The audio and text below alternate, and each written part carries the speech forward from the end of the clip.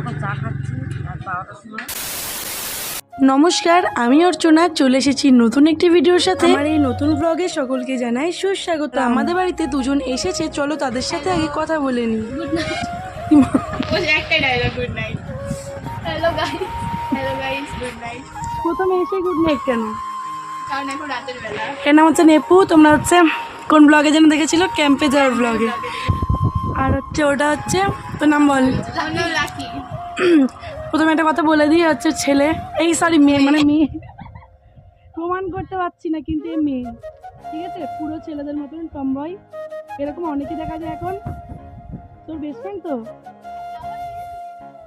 শুধু best friend. যাই হোক, ওরা আমাদের বাড়ি এসছে কি করতে বল। কি করতে? এই তো পাস্তা খেতে এসেছিলাম। শুধু পাস্তা বানিয়ে দিয়েছি, কিছু বানানোর সময়